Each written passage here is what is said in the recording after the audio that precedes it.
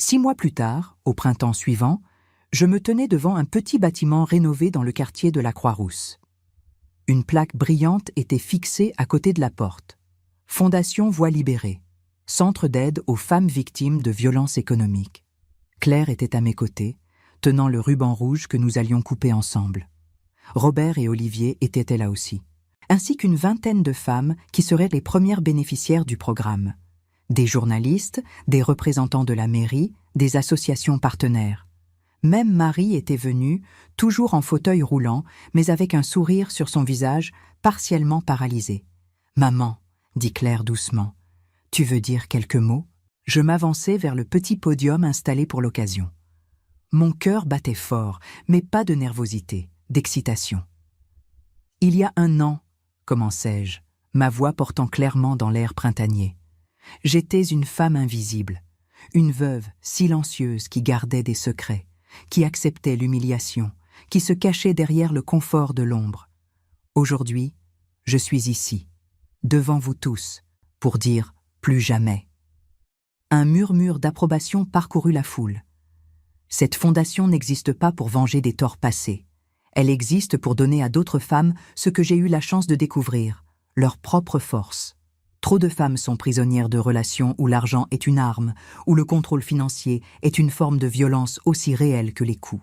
Je regardais les femmes devant moi, ces femmes qui portaient leurs propres secrets, leur propre fardeau. Voix libérée va vous offrir des conseils juridiques gratuits, un accompagnement psychologique, une aide financière temporaire pour échapper à des situations dangereuses et des formations professionnelles pour retrouver votre indépendance. Mais plus que tout, nous vous offrons quelque chose de plus précieux, la permission d'être vu, d'être entendu, d'exister pleinement.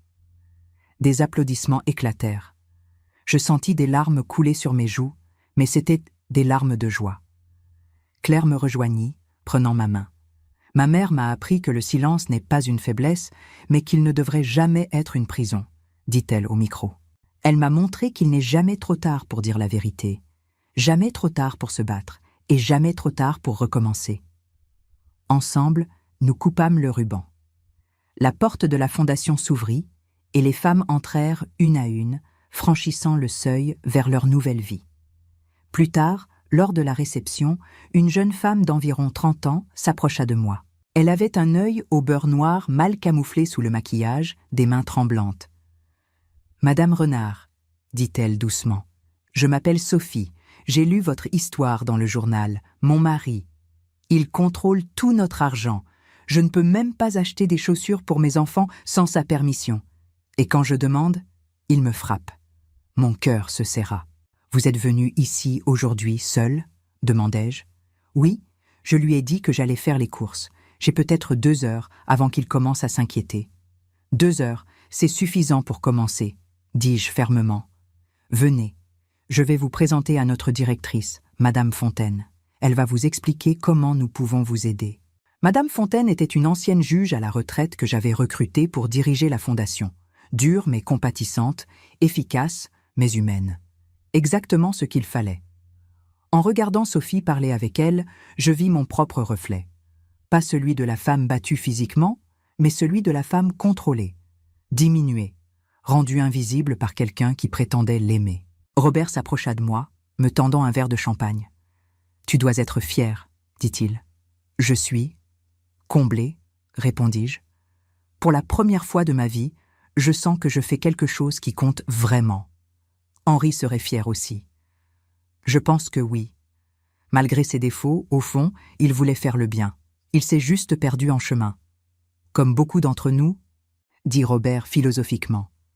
Olivier nous rejoignit, tenant un verre de vin rouge. Impressionnant, Colette, vraiment impressionnant. Merci d'être venue de Bordeaux. Je ne manquerai ça pour rien au monde. Les 3, nous nous tenions ensemble, regardant les gens circuler dans le nouveau centre. Cette chose que j'avais créée à partir de la douleur et des secrets. Alors, dit Robert avec un sourire malicieux. Olivier me disait qu'il envisage de déménager à Lyon. Je me tournai vers Olivier, surprise. C'est vrai ? Il rougit légèrement. Je pensais, ma fille est ici, mes petits-enfants, et d'autres raisons. D'autres raisons ? répétai-je, amusé. Une raison en particulier, admit-il, mais je ne veux pas te presser. Je sais que tu es occupé avec la fondation, avec ta nouvelle vie. C'est vrai, admis-je, mais il y a toujours de la place pour les amis, de bons amis. Juste des amis ? Demanda-t-il, ses yeux verts pétillants. Pour l'instant, dis-je fermement, mais qui sait ce que l'avenir réserve ? Robert rit. Eh bien, Olivier, il semble que nous soyons tous les deux en compétition pour la patience. Je peux vivre avec ça, dit Olivier. Ce soir-là, après que tout le monde fut parti, je restais seul dans le centre. Je marchais dans les pièces vides, le bureau de conseil juridique, la salle de thérapie, la salle de formation, la petite bibliothèque que j'avais remplie de livres sur l'empowerment féminin. Je m'arrêtais devant une photo encadrée que j'avais accrochée dans l'entrée. C'était Henri et moi le jour de notre mariage, il y a 42 ans. Nous étions si jeunes, si pleins d'espoir, sans savoir tout ce qui nous attendait. « Je l'ai fait, Henri », murmurai-je à la photo. « J'ai utilisé ce que tu m'as laissé pour faire quelque chose de bien. J'espère que tu es fier. » Le visage figé d'Henri me souriait depuis le cadre. Mon téléphone vibra. Un message de Claire.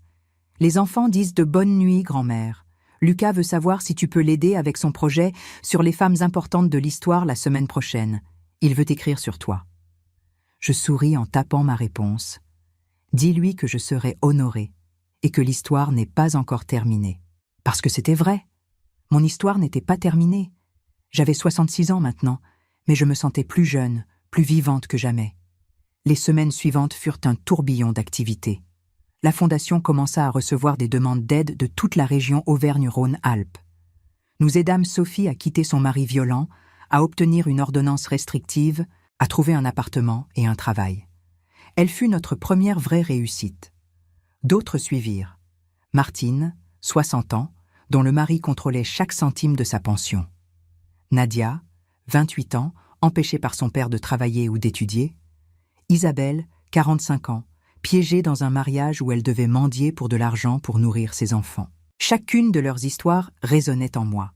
Chacune d'elles était un rappel de pourquoi j'avais choisi de briser mon propre silence.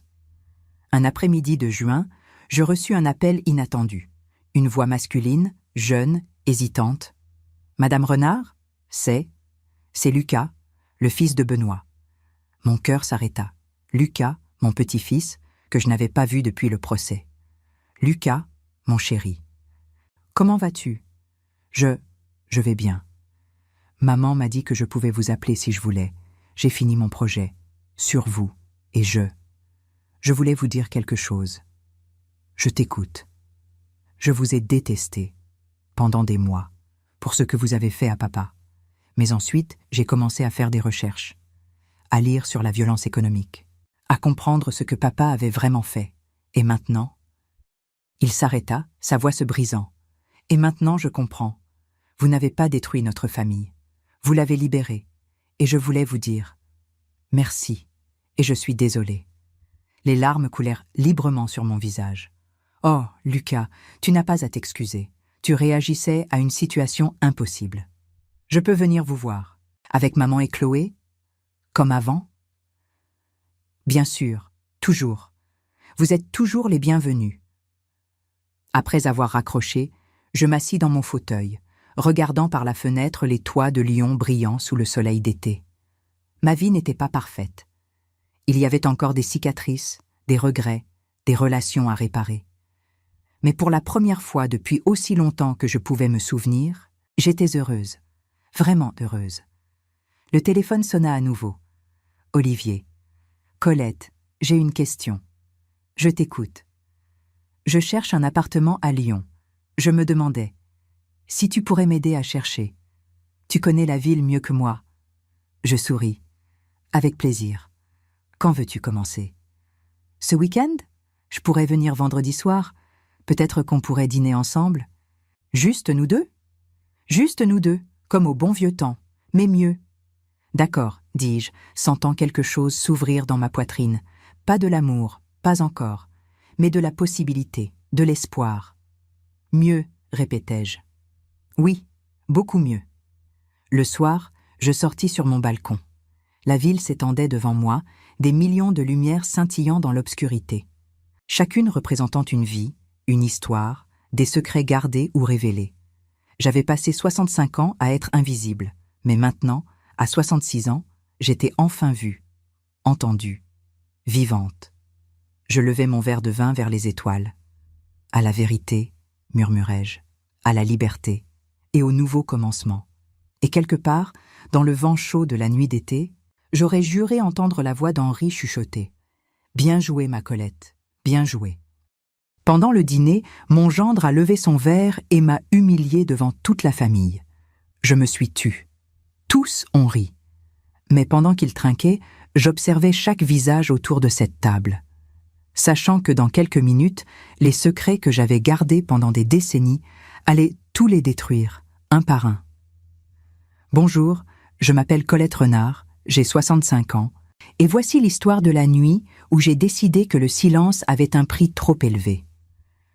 Avant de commencer, je vous demande gentiment, abonnez-vous à la chaîne, likez cette vidéo et commentez d'où vous nous écoutez. Votre participation compte énormément pour moi. Maintenant, place à l'histoire. La pluie battait fort contre les fenêtres de l'appartement à Lyon ce soir de décembre. Je pouvais entendre le vent hurler dehors, mais à l'intérieur de la salle à manger, le bruit était différent. Des rires sonores, des verres qui tintaient, des voix animées se disputant pour être entendues. C'était le dîner de Noël de la famille. Mon appartement, que j'avais hérité d'Henri à sa mort il y a 3 ans, était plein de monde. Des gens que j'aimais, des gens que je pensais m'aimer en retour. J'étais assise en bout de table, à la place qui avait toujours été la mienne depuis mon mariage. La nappe de lin blanc était impeccable, les bougies allumées illuminaient des visages souriants, et l'arôme du coq au vin emplissait l'air. Tout semblait parfait. Mais mes doigts tremblaient en tenant la serviette, et mon estomac était noué. Ce n'était pas à cause du stress du dîner. C'était à cause de ce que je savais, de ce que j'étais sur le point de faire. À ma droite se trouvait ma fille, Claire. Elle avait 38 ans, des cheveux châtains attachés en un chignon élégant, une robe bleu marine qu'elle avait achetée à Paris la semaine précédente. Elle riait de quelque chose que son mari, Benoît, venait de dire. Benoît Lacroix, mon gendre. 42 ans, avocat d'affaires, sourire trop confiant, costume trop cher. Il était assis à ma gauche, dominant la conversation comme il le faisait toujours. De l'autre côté de la table se trouvaient mes 2 petits-enfants.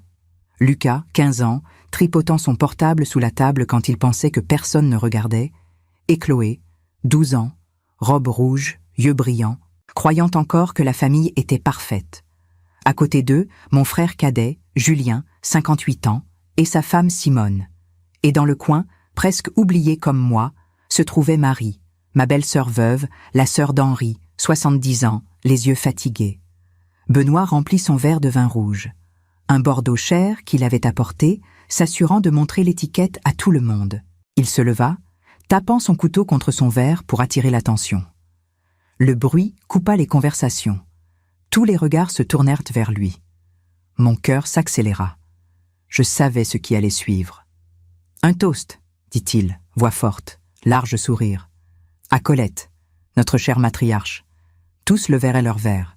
Je ne touchais pas au mien. « À la femme qui a toujours su rester à sa place ?» continua-t-il, et des rires fusèrent. Qui a passé 40 ans aux côtés d'Henri, acceptant toutes ses décisions, surtout ses choix financiers? Discutable. Heureusement pour nous qu'elle n'a jamais rien compris aux affaires, n'est-ce pas? Imaginez le chaos. Les éclats de rire explosèrent. Claire rit, nerveuse, me regardant comme pour s'excuser avec ses yeux, mais sans le courage de dire quoi que ce soit. Julien rit bruyamment, tapant sur la table. Simone couvrit sa bouche, riant doucement. Même Marie esquissa un sourire tordu. Je ravalais simplement ma salive. Je sentis le goût amer de la bile qui montait dans ma gorge. Mes mains serrèrent la serviette si fort que mes jointures blanchirent. Benoît continua. Henri est peut-être mort sans laisser grand-chose, mais au moins il a laissé cette femme incroyable qui sait exactement quand se taire. Un talent rare de nos jours. Plus de rire. Lucas ne leva même pas les yeux de son téléphone. Chloé rit parce que les adultes riaient. Et c'est à ce moment que quelque chose se brisa en moi. Ce n'était pas de la colère, ce n'était pas de la peine, c'était de la clarté, absolue, cristalline, indéniable. J'observais chaque visage autour de cette table. Claire, ma fille, que j'avais portée dans mon ventre, que j'avais élevée seule pendant les dernières années de maladie d'Henri, maintenant mariée à un homme qui m'humiliait et qu'elle laissait faire. Julien, mon frère, qui m'avait emprunté de l'argent 7 fois ces 3 dernières années et n'en avait jamais remboursé un centime. Simone, qui bavardait sur mon compte avec ses amis du club. Marie, qui m'avait toujours trouvé stupide, inférieure, indigne d'Henri. Tous trinquèrent, tous burent, tous sourirent. Je ne levai pas mon verre, je posai la serviette sur la table. Lentement, calmement. Mes mouvements étaient lents, délibérés. Le silence commença à se répandre. Claire me regarda, fronçant les sourcils. « Maman » dit-elle doucement. « Tu vas bien ?» Je respirai profondément. La pluie dehors devint plus forte. Un tonnerre lointain résonna. « Je vais très bien, Claire, » dis-je. Ma voix était ferme, plus ferme qu'elle ne l'avait été depuis des années. En fait, je ne me suis jamais sentie aussi bien. Benoît s'assit, souriant encore, mais ses yeux montraient de la confusion. Je me levai. Lentement. Toutes les têtes se tournèrent vers moi. La pièce devint totalement silencieuse. Seulement la pluie et le crépitement des bougies. « Merci pour le toast, Benoît, » dis-je, le regardant droit dans les yeux. « Tu as raison, je sais vraiment quand me taire. J'ai passé des décennies à perfectionner cette capacité. » Il cligna des yeux, sans comprendre. « Mais aujourd'hui, » continuai-je, « j'ai décidé que le silence était terminé. » Claire pâlit. Julien arrêta de mâcher. Marie redressa le dos. Je marchai jusqu'au buffet en acajou dans le coin de la pièce. J'ouvris le tiroir. J'en sortis une chemise noire, épaisse, pleine de documents. La chemise que j'avais cachée pendant 3 ans. La chemise que personne, absolument personne, ne savait qui existait. Je revins vers la table. Je posai la chemise en plein centre, entre les plats, les verres en cristal, les bougies. « Qu'est-ce que c'est ?» demanda Benoît, sa voix perdant cette confiance irritante. Je souris. C'était un sourire calme, serein. Peut-être le premier vrai sourire que j'avais eu depuis des années. Ça, mon cher gendre, c'est la vérité. J'ouvris la chemise lentement, savourant chaque seconde. Tous les yeux étaient fixés sur moi. Chloé semblait confuse. Lucas avait finalement lâché son téléphone. Claire était figée, sa fourchette suspendue dans l'air. Benoît essayait de garder une expression neutre, mais je voyais la tension dans sa mâchoire. Je sortis le premier document. Une feuille jaunie, avec l'écriture cursive d'Henri, datée de 28 ans plus tôt. « Vous pensez tous qu'Henri est mort pauvre, n'est-ce pas ?» commençai-je, tenant le papier. « Qu'il a fait de mauvais investissements, qu'il a tout perdu dans la crise de 2008, qu'il n'a laissé que cet appartement et quelques économies maigres. » Julien hocha la tête. « C'est ce que tu as toujours dit, Colette. »« J'ai menti, » répondis-je simplement. Le silence devint plus dense, presque étouffant. La pluie continuait de battre contre les fenêtres, mais maintenant, on aurait dit que même elle attendait d'entendre ce que j'avais à dire. « Henri n'a rien perdu, » continuai-je, ma voix tranchant l'air comme une lame. « Il a caché des millions d'euros dans des comptes bancaires secrets, des propriétés enregistrées sous de faux noms, des investissements offshore que personne dans la famille ne savait qui existaient. » Claire lâcha sa fourchette. Le bruit du métal heurtant l'assiette résonna. « C'est impossible, » dit Benoît, mais sa voix avait perdu toute son arrogance. Henri était comptable. Il déclarait tout. J'ai vu les documents quand il est mort. « Tu as vu ce que j'ai voulu que tu vois, » dis-je, le fixant. « Les documents que j'ai choisi de montrer. Mais il y en avait d'autres, beaucoup d'autres. J'étalai des papiers sur la table, des relevés bancaires de comptes en Suisse, des actes de propriété de 3 biens à Marseille enregistrés au nom d'une société écran, des contrats d'investissement dans des fonds aux îles Caïmans, des certificats d'action qui valaient, aujourd'hui, plus de 2 millions d'euros. Marie hoqueta, portant sa main à sa poitrine. Simone écarquilla les yeux. Julien prit un des documents, les mains tremblantes. « Mon Dieu !»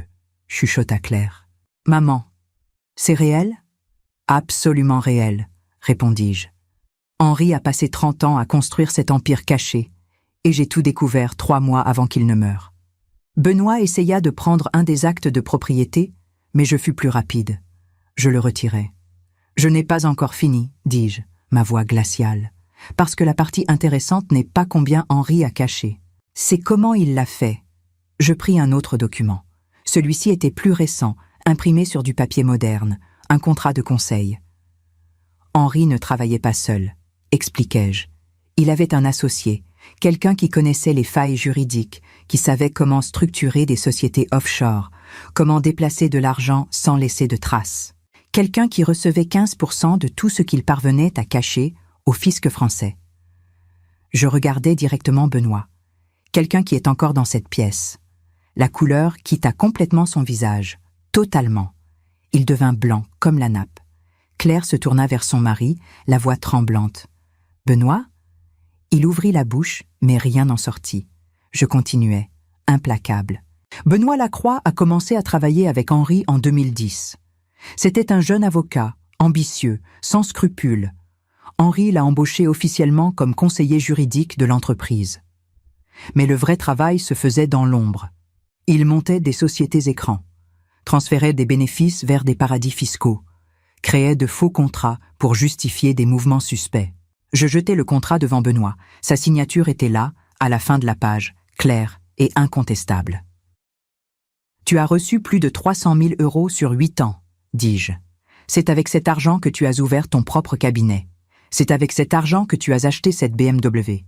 C'est avec cet argent que tu as conquis ma fille. » Claire tremblait maintenant, des larmes coulant sur son visage. « Tu savais tout ça depuis tout ce temps et tu ne me l'as jamais dit ?»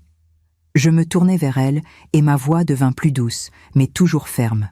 « J'ai découvert 3 mois avant la mort de ton père, Claire. J'ai trouvé les documents dans son bureau, cachés derrière un faux mur dans une armoire. J'ai confronté Henri. Il était malade, le cancer était déjà avancé. Il m'a supplié de ne rien révéler. Il a dit qu'il allait tout arranger, qu'il allait tout transférer à mon nom avant de mourir, qu'il allait garantir mon avenir. » Je m'arrêtai, respirant profondément. Les souvenirs de cette conversation faisaient encore mal. Je l'ai cru, je me suis tue, et il a tenu parole. Il a tout transféré à mon nom 2 mois avant de mourir. Chaque compte, chaque propriété, chaque investissement. Tout est à mon nom depuis 3 ans. Julien laissa tomber son verre de vin. Le liquide rouge se répandit sur la nappe comme du sang. « Tu as des millions ?» balbutia-t-il. « Et tu ne nous l'as jamais dit ?»« Pourquoi je l'aurais dit ?»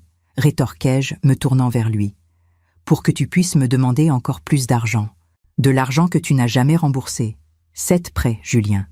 43 000 € au total.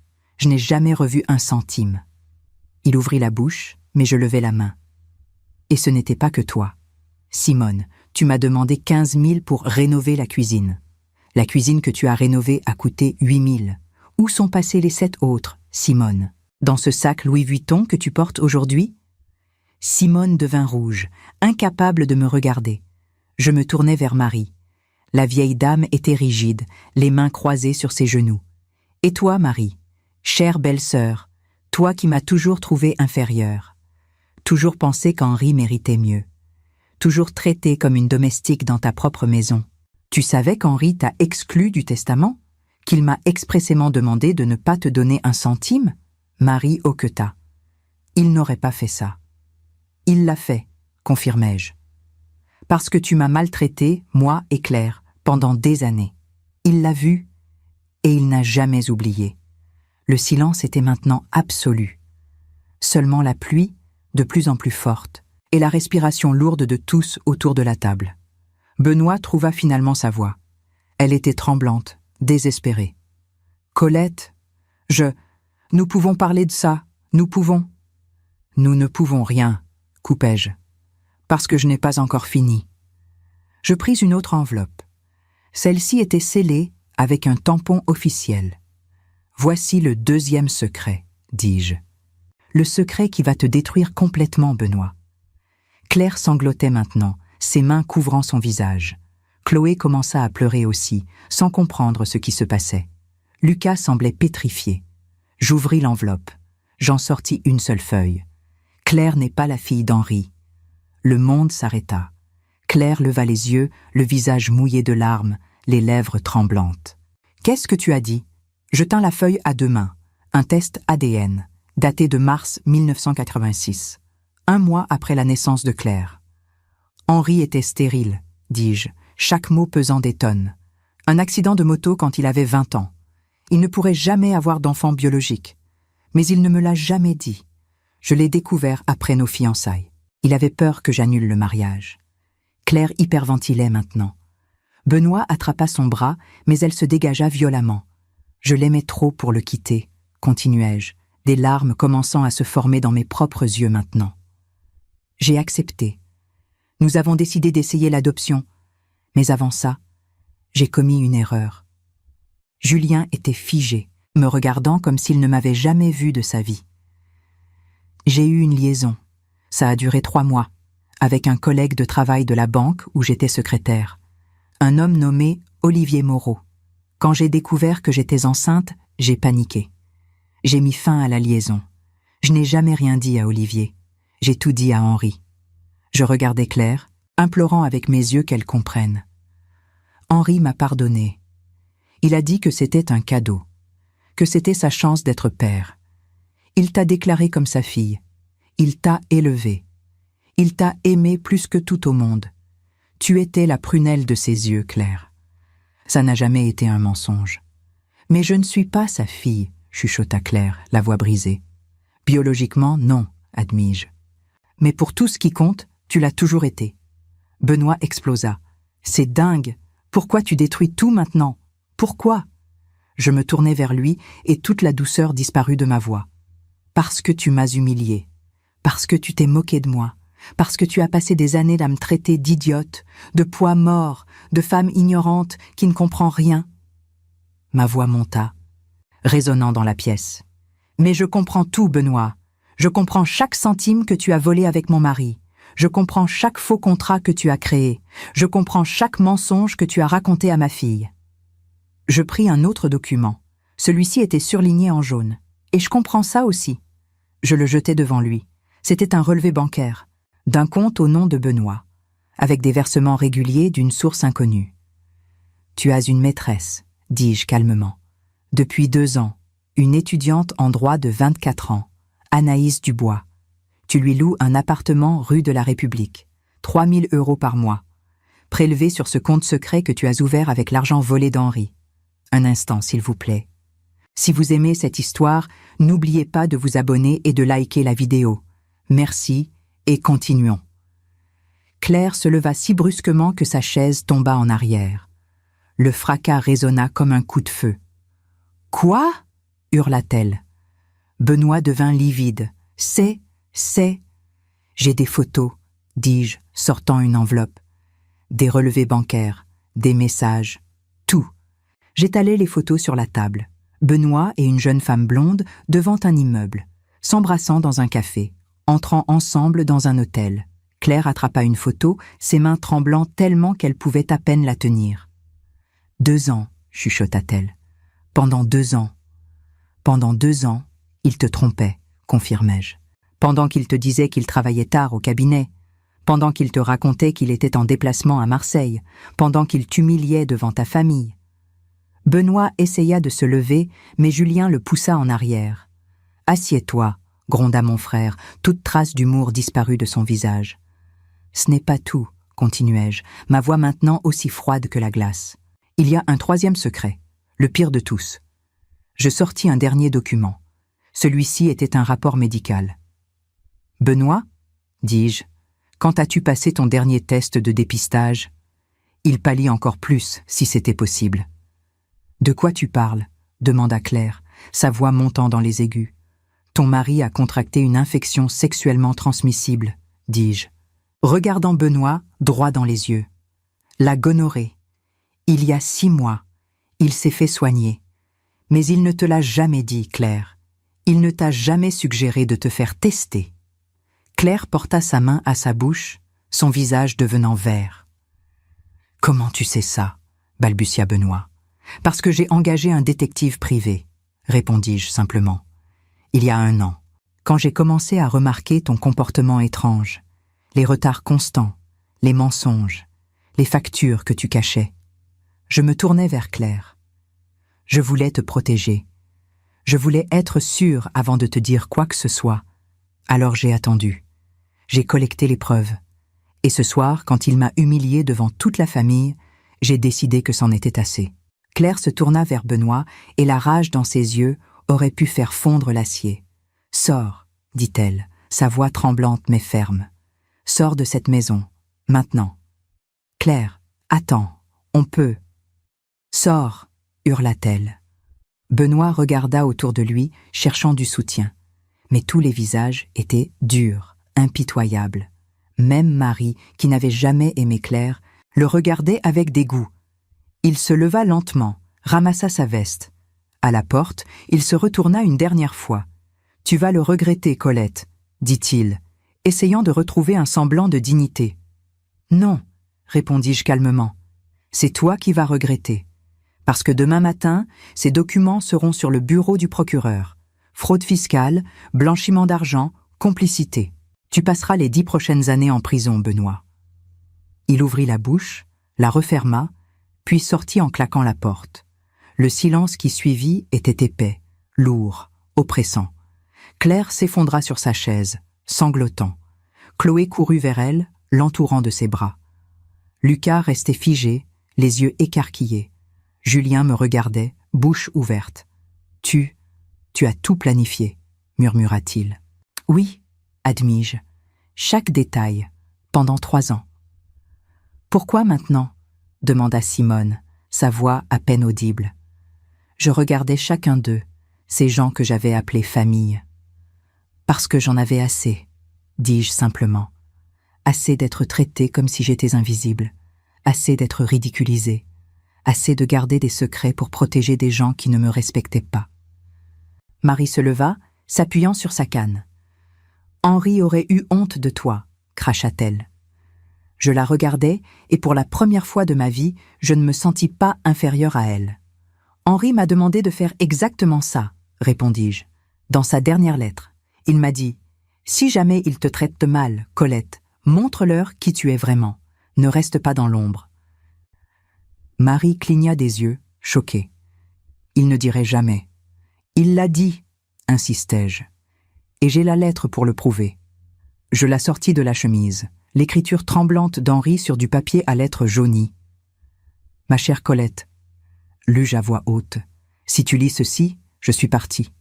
Et j'espère que tu as trouvé le courage de vivre pour toi. Ne laisse personne te diminuer. Tu es la femme la plus forte que je connaisse.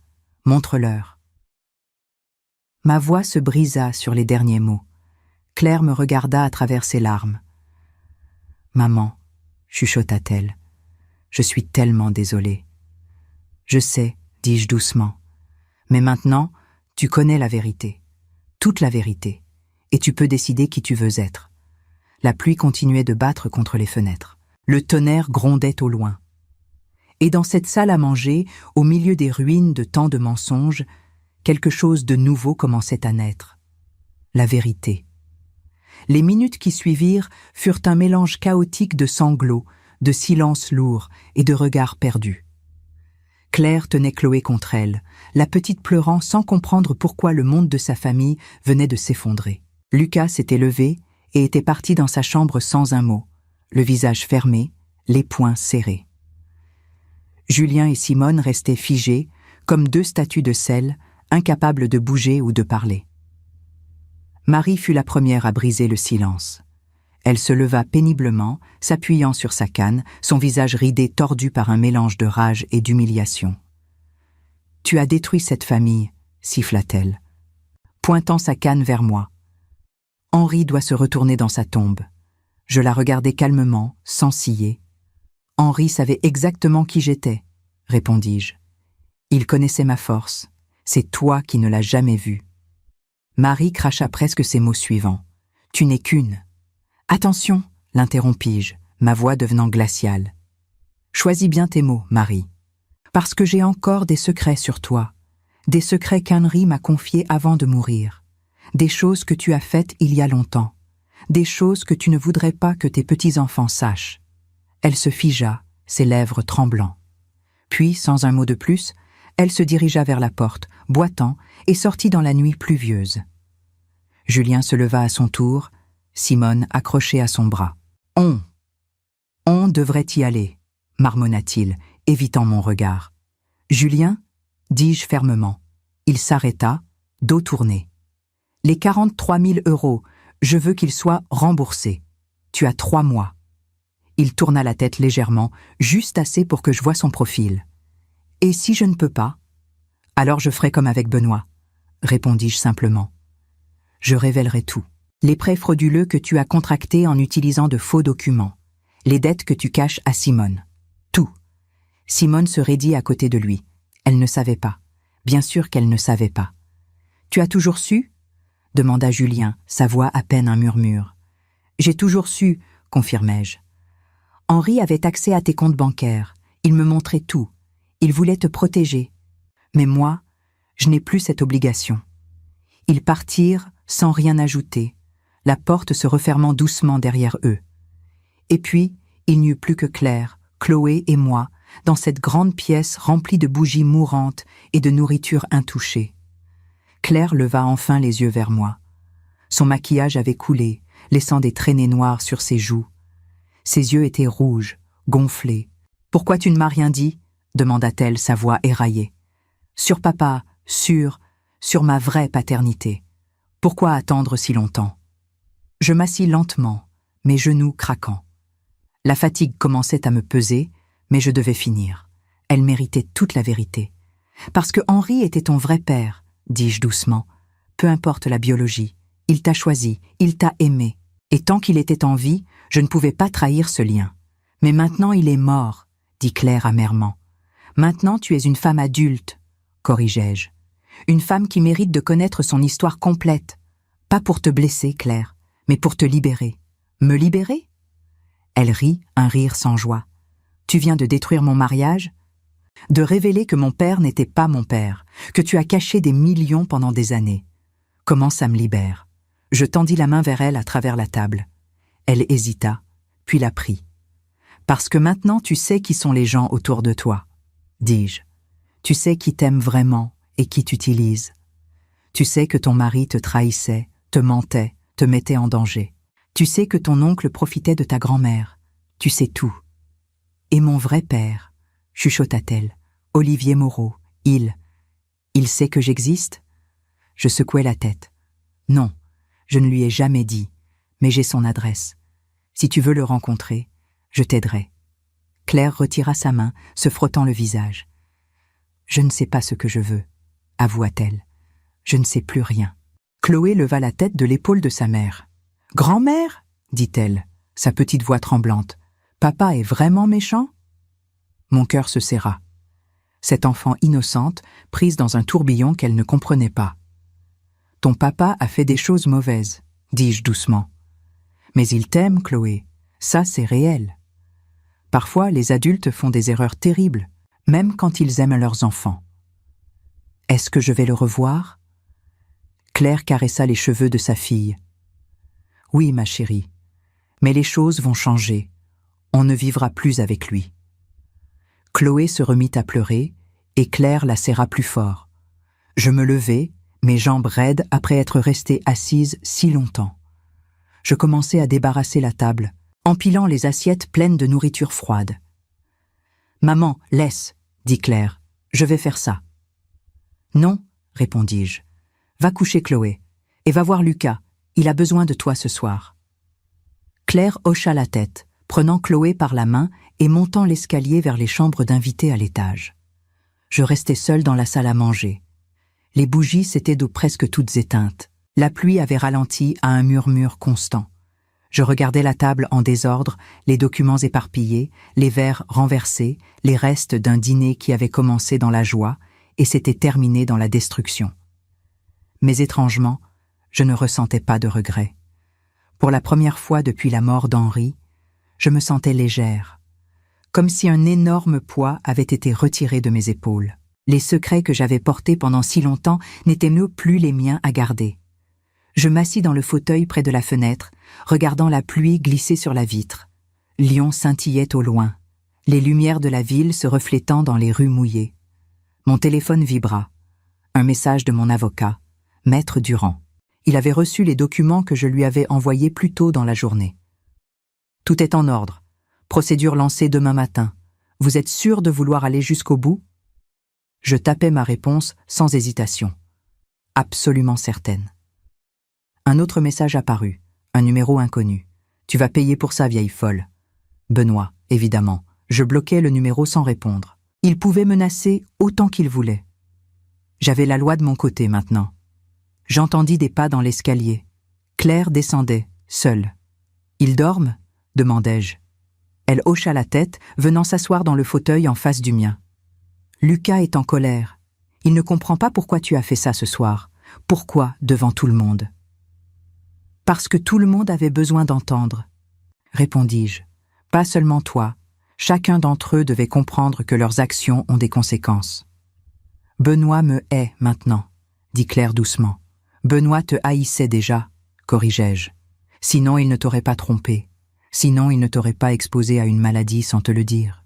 Sinon il ne t'aurait pas humilié ce soir. » Elle pleura à nouveau, mais cette fois différemment. Pas de sanglots déchirants, juste des larmes silencieuses coulant sur ses joues. « J'ai été si stupide, » chuchota-t-elle. « Non, dis-je fermement. Tu as été manipulée. Il y a une différence. » Nous restâmes assises dans le silence pendant un long moment, juste le son de la pluie et notre respiration. Puis Claire demanda ce que je savais qu'elle allait demander. « Qu'est-ce qui va se passer maintenant ?» Je pris une profonde respiration. Demain, Maître Durand dépose les documents au procureur. Benoît sera convoqué pour interrogatoire dans la semaine. Avec les preuves que nous avons, ils ouvriront une enquête formelle. Et moi? Toi, tu es protégé. J'ai fait en sorte que ton nom soit clair dans tout ça. Tu n'as signé aucun document frauduleux. Tu n'étais pas au courant de ces activités illégales. Et l'argent? Tout cet argent que papa a caché? Il est à moi, légalement, proprement. Henri a tout régularisé avant de mourir. J'ai payé tous les impôts dus. C'est de l'argent propre maintenant. Claire me regarda, les yeux écarquillés. Combien exactement? 2 300 000 € en liquide et investissement, dis-je calmement, plus les 3 propriétés à Marseille qui valent ensemble environ 1,5 million. Elle porta sa main à sa bouche. « Presque 4 millions, murmura-t-elle. « Oui. Et tu? Tu vas faire quoi avec tout ça ?» Je souris. « Vivre, Claire. Pour la première fois de ma vie, je vais vraiment vivre. » Le lendemain matin, je me réveillais avec le soleil qui perçait enfin à travers les nuages gris. La pluie s'était arrêtée pendant la nuit, laissant Lyon propre et brillante comme une pierre précieuse lavée. Je restais allongée dans mon lit quelques minutes, écoutant les bruits de la maison, des pas à l'étage, l'eau qui coulait, la vie qui continuait, différemment, mais qui continuait quand même. J'enfilai ma robe de chambre et descendis à la cuisine. Claire était déjà là, faisant du café, les yeux encore gonflés, mais son expression plus déterminée que la veille. « Bonjour maman », dit-elle doucement. « Bonjour ma chérie.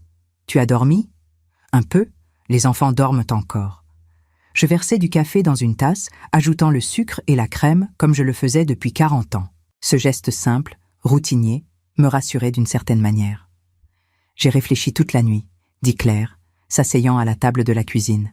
« À tout ce que tu as dit, à tout ce que j'ai appris. » Je m'assis en face d'elle, attendant. « Je veux divorcer de Benoît.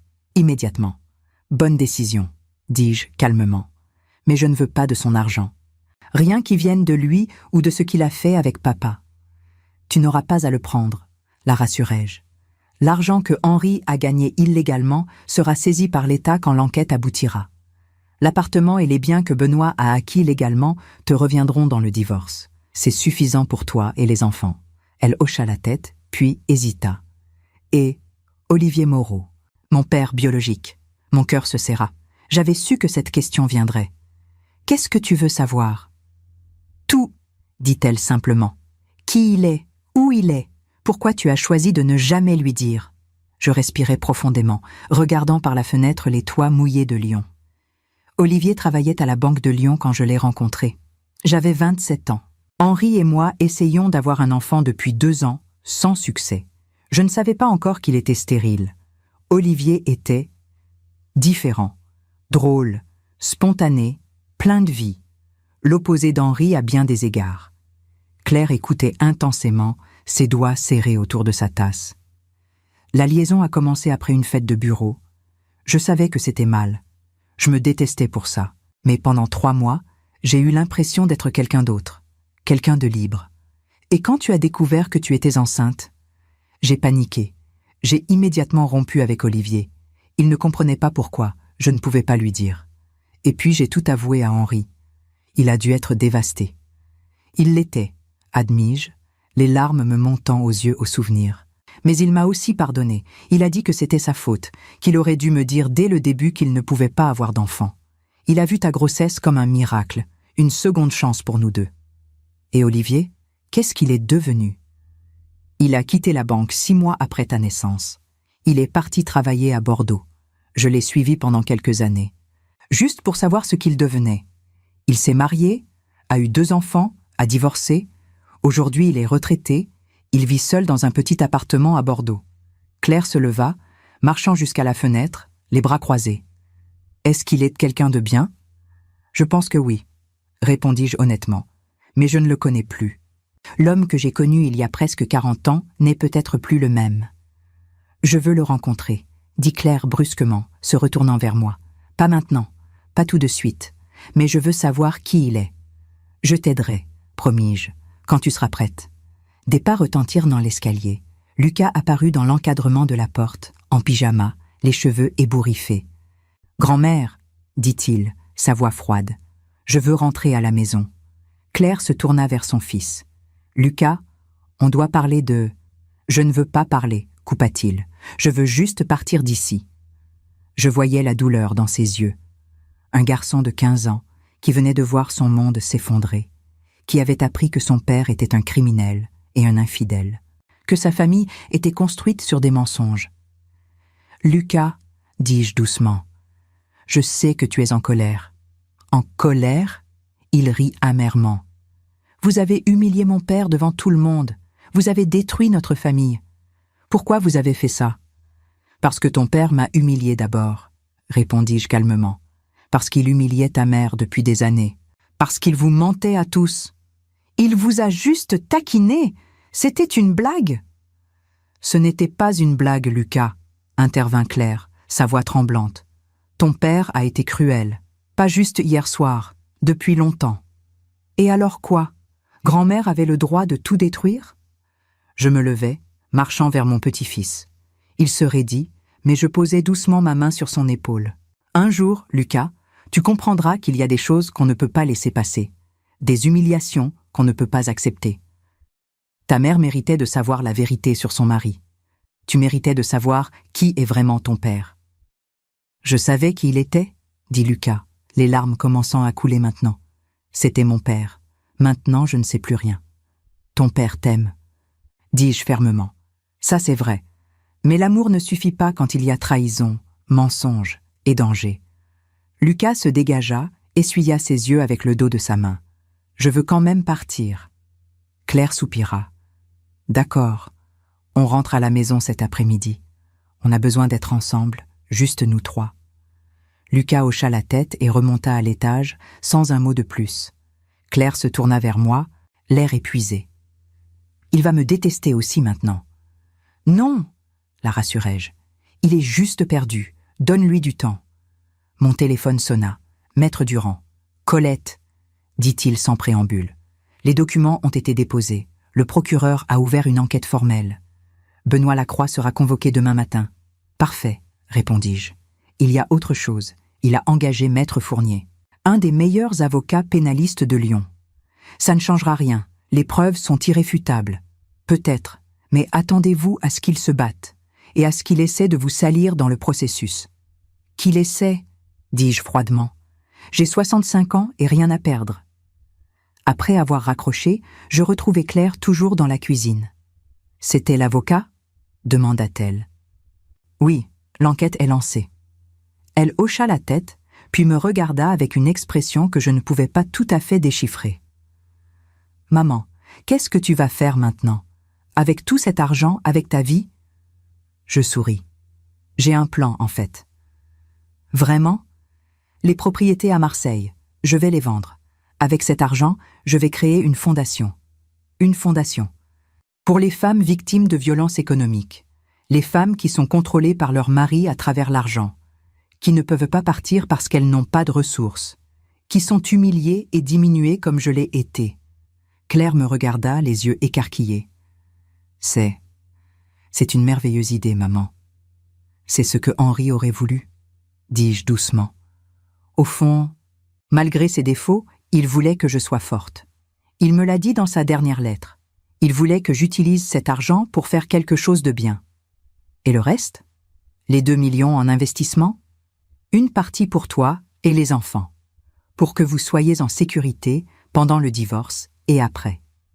Une partie pour moi, pour vivre confortablement mes dernières années, et le reste.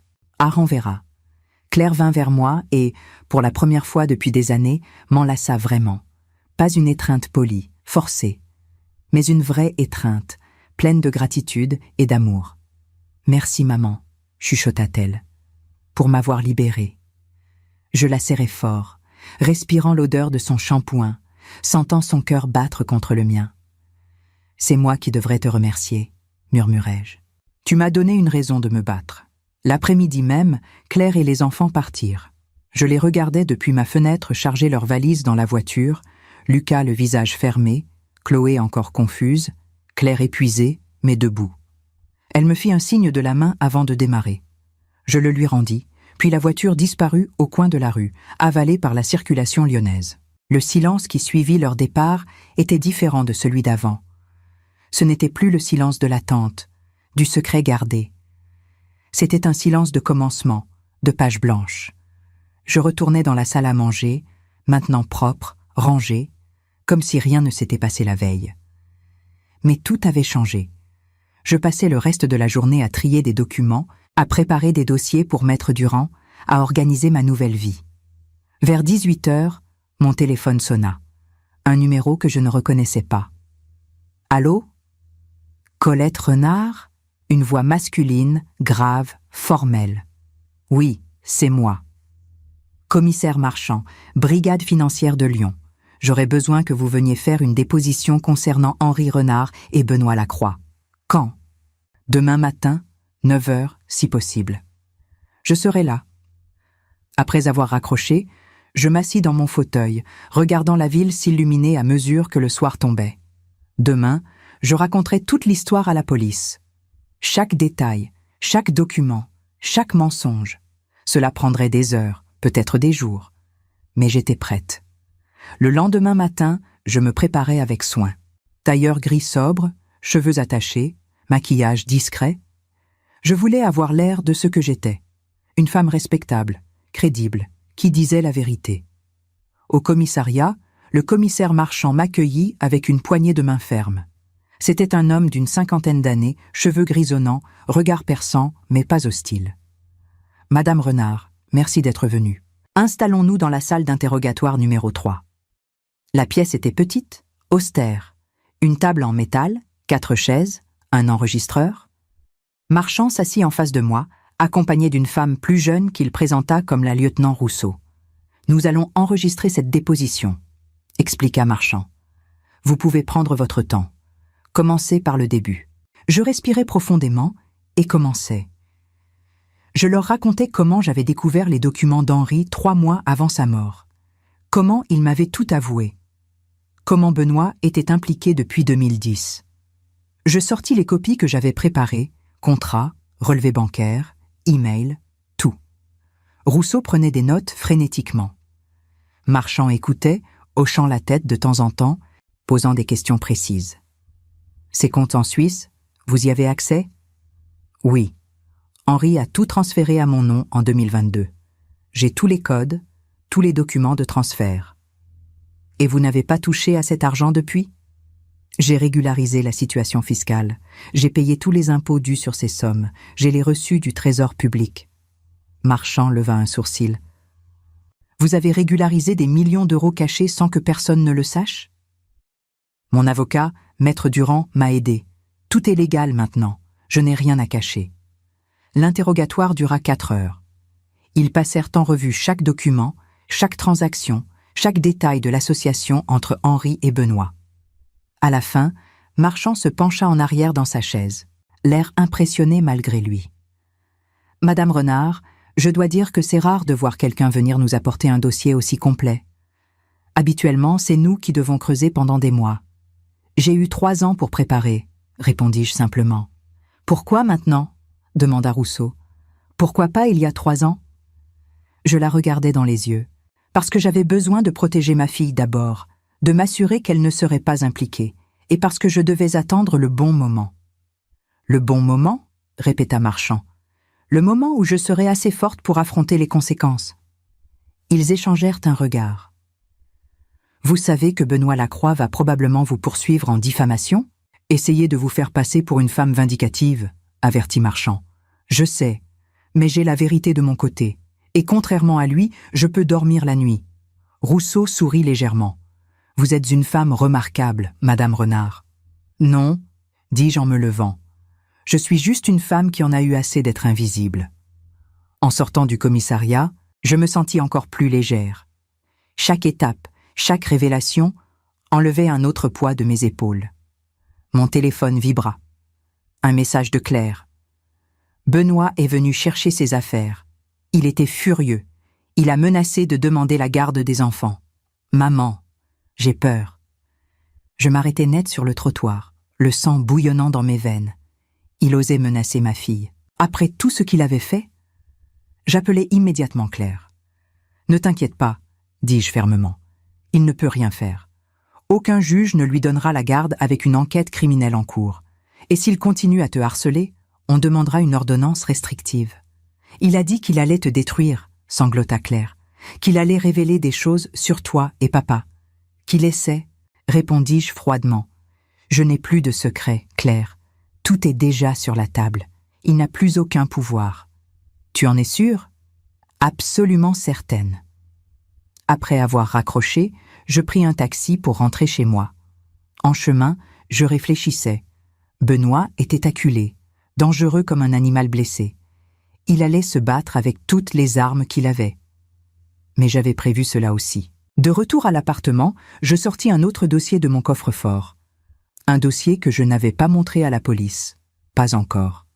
Des photos, des relevés téléphoniques, des témoignages que j'avais collectés au fil des ans. Pas seulement sur Benoît. Sur d'autres personnes aussi. Sur Marie, par exemple. La pieuse Marie qui allait à l'église tous les dimanches. Les photos la montraient avec un homme qui n'était pas son défunt mari, il y a 20 ans, entrant dans un hôtel.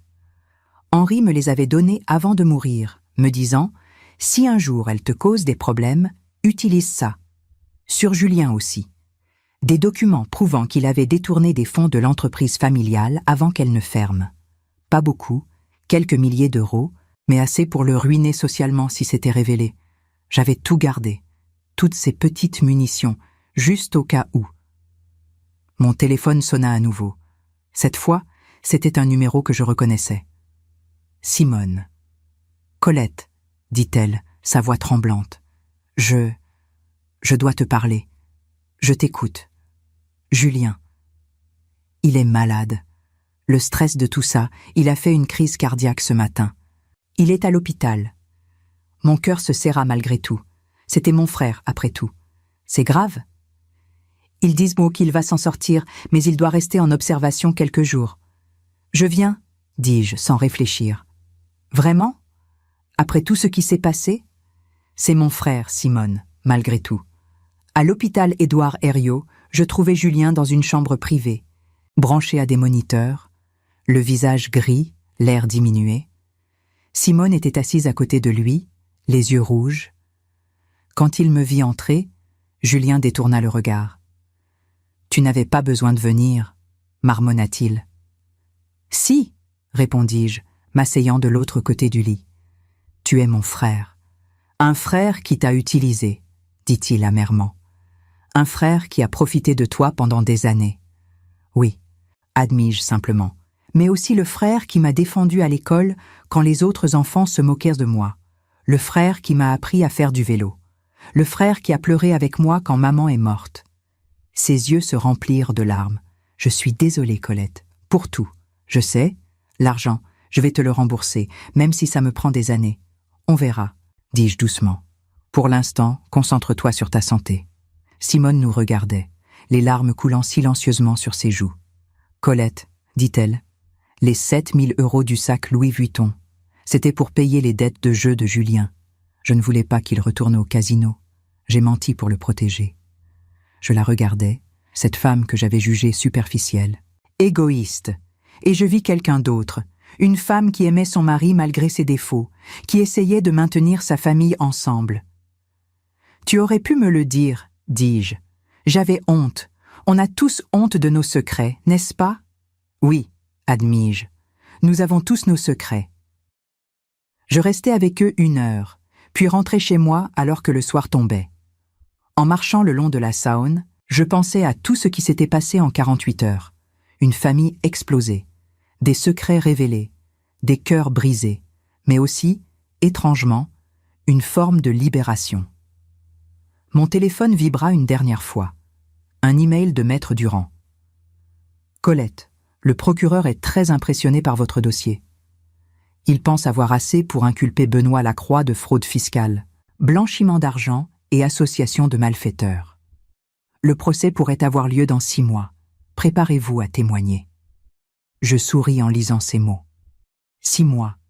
Dans 6 mois, tout serait fini. Benoît paierait pour ses crimes. Claire serait libre. Et moi, je pourrais enfin commencer ma vraie vie. Les semaines qui suivirent furent un tourbillon d'activités juridiques, d'interviews avec les enquêteurs et de réorganisation de ma vie. Benoît avait effectivement engagé Maître Fournier, et comme prévu, ils essayèrent de me salir dans la presse. Des articles apparurent dans les journaux locaux. Veuve vengeresse détruit son gendre, ou l'héritage de la haine, une famille lyonnaise déchirée. Mais Maître Durand avait également contacté la presse. Et d'autres articles contrebalançaient le récit. Une femme courageuse dénonce la corruption, et 65 ans et elle ose enfin parler. L'opinion publique était divisée. Certains me voyaient comme une héroïne, d'autres comme une vieille femme amère. Mais je m'en fichais, je savais qui j'étais. Claire venait me voir 2 fois par semaine avec les enfants. Lucas commençait lentement à comprendre. Un soir, alors que nous étions seuls dans la cuisine pendant que Chloé regardait la télévision, il me dit « Grand-mère, papa a appelé hier. Il pleurait. »« Et qu'est-ce que tu as ressenti ?» demandai-je doucement. J'ai eu de la peine pour lui, mais j'étais aussi en colère, parce qu'il a menti à maman, parce qu'il nous a tous menti. C'est normal de ressentir les deux, Lucas. L'amour et la colère peuvent coexister. Est-ce que tu l'aimes encore, papa Henri, même après avoir découvert tout ce qu'il a fait? Je réfléchis à sa question. Vraiment réfléchis. Oui, répondis-je finalement.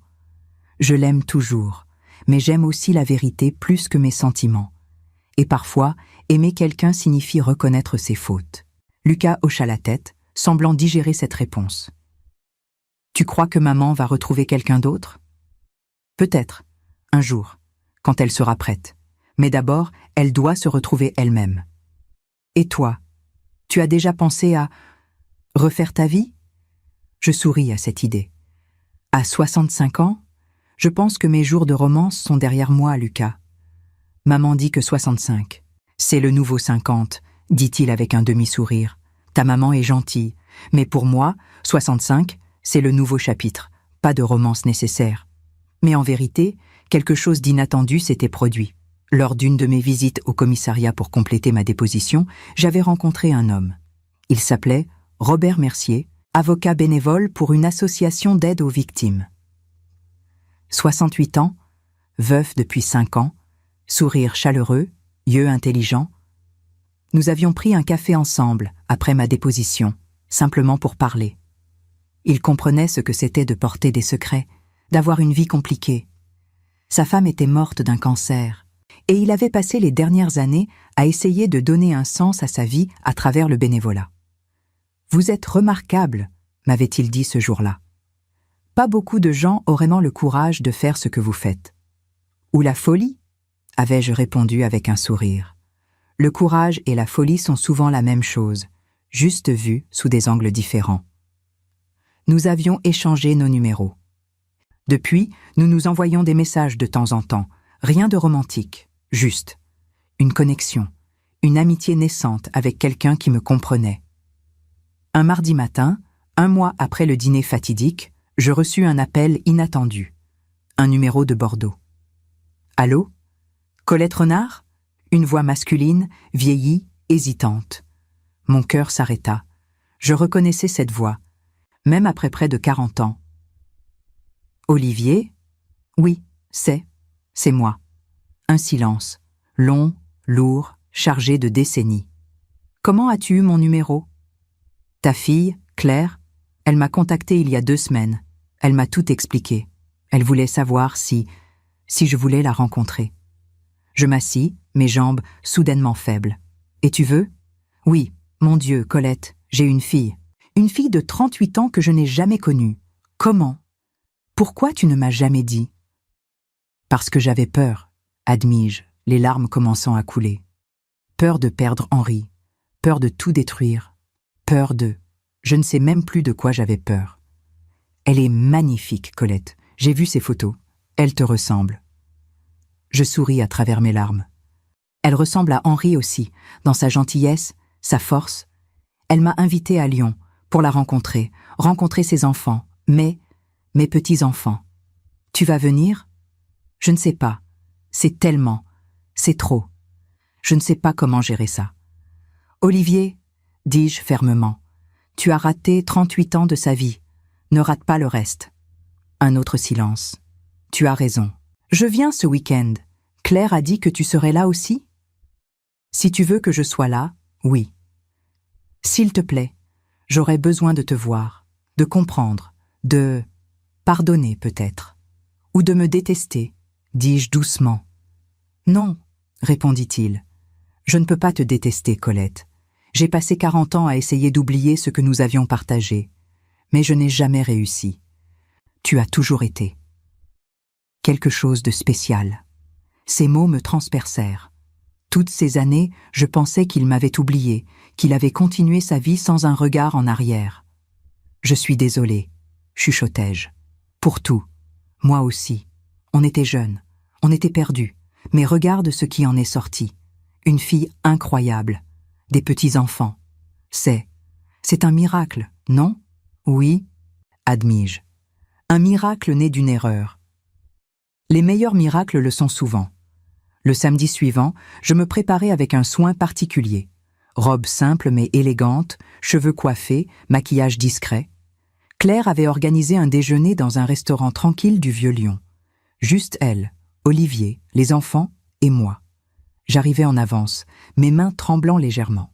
Quand Olivier entra, je le reconnus immédiatement, malgré les années. Ses cheveux étaient gris, son visage marqué par le temps, mais ses yeux étaient les mêmes. Ces yeux verts que j'avais aimés il y a si longtemps. Il me vit et s'arrêta. Nous nous regardâmes à travers le restaurant, 2 étrangers qui s'étaient autrefois connus intimement. Puis Claire arriva, brisant le moment, et les présentations commencèrent. « Papa, Olivier », se corrigea Claire, nerveuse. « Voici Lucas et Chloé. Les enfants, voici. »« Votre grand-père », termina Olivier doucement, ses yeux brillants de larmes non versées. Le déjeuner fut étrange, émotionnel, mais aussi étrangement beau. Olivier posa des questions sur la vie de Claire, ses études, sa carrière, son mariage raté. Il écouta avec une attention totale, comme s'il essayait de rattraper chaque seconde perdue. Lucas était méfiant au début, mais Olivier avait un don avec les enfants. Il parla de son travail comme ingénieur, des projets de construction qu'il avait supervisés à Bordeaux. Lucas s'anima, posant des questions techniques. Chloé, toujours plus directe, demanda simplement « Pourquoi grand-mère ne t'a jamais parlé de maman ?» Le silence tomba. Tous les yeux se tournèrent vers moi. « Parce que j'ai fait une erreur, » répondis-je honnêtement. Une grosse erreur. J'ai eu peur et j'ai pris une décision que je regrette maintenant. Mais maman existe grâce à cette erreur, dit Chloé avec la logique simple de l'enfance. Alors, c'était peut-être pas vraiment une erreur. Claire sourit, les larmes aux yeux. Olivier rit doucement. De la bouche des enfants, murmura-t-il. Après le déjeuner, Claire emmena les enfants faire du shopping, nous laissant seuls, Olivier et moi, devant nos tasses de café vides. « Tu es heureuse ?» me demanda-t-il finalement. « Je le deviens », répondis-je. Pour la première fois depuis très longtemps, je me sens libre. Henri était un homme chanceux de t'avoir. Henri était compliqué, comme nous tous. Claire m'a parlé un peu de ce qui s'est passé avec son mari, avec les secrets. Nous avions tous des secrets, dis-je. Maintenant ils sont dehors, c'est douloureux, mais c'est aussi libérateur. Olivier tendit la main à travers la table. Après une hésitation, je la pris. « Merci, dit-il, de m'avoir donné cette chance, de connaître ma fille. C'est elle qui a choisi, dis-je. C'est une femme extraordinaire, comme sa mère. » Je rougis, me sentant soudainement comme une adolescente. « Olivier, je ne dis pas ça pour, je ne cherche rien, Colette. Mais je veux que tu saches, tu as toujours été quelqu'un de spécial pour moi. Et maintenant, en te revoyant, en voyant la femme courageuse que tu es devenue, je suis impressionné. Je suis juste fatiguée d'être invisible, dis-je simplement. Tu n'as jamais été invisible pour moi. Les mois qui suivirent furent une période de transformation profonde. L'enquête contre Benoît progressait rapidement. Le procureur avait rassemblé assez de preuves pour une inculpation formelle. Fraude fiscale aggravée, blanchiment d'argent et complicité dans des opérations financières illégales. Son procès était fixé pour septembre, 6 mois après le dîner qui avait tout déclenché. Claire avançait dans sa procédure de divorce. Benoît tentait de négocier, proposant des arrangements financiers, mais Claire restait ferme. Elle ne voulait rien de lui, sauf la liberté. Maître Durand gérait tout avec une efficacité redoutable. Quant à moi, j'avais commencé à mettre en place ma fondation. Je l'avais appelée Voix libérée, un nom simple pour une mission claire, aider les femmes victimes de violences économiques à retrouver leur indépendance. J'avais vendu 2 des 3 propriétés à Marseille, gardant la plus petite comme possible, résidence secondaire. L'argent de la vente, près d'1 million d'euros, constituait le fonds de départ de la fondation. Robert Mercier m'aidait bénévolement, avec les aspects juridiques. Nous nous voyons maintenant plusieurs fois par semaine, partageant des déjeuners, des promenades le long de la Saône, des conversations qui duraient des heures. Ce n'était pas de l'amour, pas au sens romantique traditionnel, mais c'était quelque chose de précieux, une amitié profonde, une connexion intellectuelle, un respect mutuel. « Tu as pensé à qui dirigera la fondation au quotidien ?» me demanda-t-il un jour, alors que nous marchions dans le parc de la Tête d'Or. « J'ai quelques idées. Il me faut quelqu'un qui comprend vraiment ce que ces femmes vivent. Quelqu'un avec de l'expérience. Quelqu'un comme toi. » Je ris. Je suis trop vieille pour diriger une organisation jour après jour, mais je veux être impliquée dans les décisions importantes. Tu n'es pas vieille, Colette, tu es dans la fleur de l'âge de ta sagesse. Charmeur, dis-je en souriant. Réaliste, corrigea-t-il. Nous nous arrêtâmes près du lac, regardant les cygnes glisser gracieusement sur l'eau. Est-ce que tu as des regrets ? Demanda Robert doucement. Sur la façon dont tu as révélé tout ça ? Je réfléchis longuement avant de répondre. Parfois, je me demande si j'aurais pu le faire différemment, plus doucement. Mais ensuite, je me rappelle le regard de Benoît quand il m'a humiliée, le rire de toute la famille, et je réalise que non, il fallait que ce soit brutal, il fallait que ce soit public, parce que l'humiliation privée n'aurait rien changé. Tu es une femme forte, Colette. Je suis une femme fatiguée d'être faible, corrigeai-je. Un après-midi de mai, Claire m'appela, excitée. « Maman, Olivier m'a invitée à Bordeaux, avec les enfants. Il veut nous présenter à ses autres enfants, mais mes demi-frères et sœurs. C'est merveilleux, ma chérie. Il veut que tu viennes aussi. » Je m'arrêtais surprise. « Moi ? Pourquoi ? » « Parce que tu fais partie de l'histoire. Parce qu'il dit que ses enfants devraient te connaître aussi. Et parce que je pense qu'il veut passer du temps avec toi. Claire, tu sais qu'entre Olivier et moi, il n'y a rien. C'était il y a presque 40 ans. Je sais, maman, mais peut-être qu'il pourrait y avoir quelque chose maintenant. Pas nécessairement romantique, mais de l'amitié, de la compagnie. J'ai déjà Robert pour ça. Robert est merveilleux. Mais Olivier, c'est différent. Il fait partie de notre histoire familiale maintenant. Et je vois comment il te regarde quand on se voit. Il y a quelque chose là. Claire. Je ne dis pas que tu dois tomber amoureuse de lui, maman. Je dis juste, donne-lui une chance. Donne-toi une chance. Le week-end suivant, je me retrouvais dans le train pour Bordeaux, regardant la campagne française défiler par la fenêtre.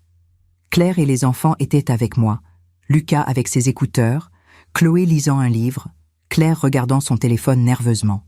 « Tu es prête ?» me demanda-t-elle. « Est-ce qu'on n'est jamais vraiment prêt pour ces choses ?» répondis-je.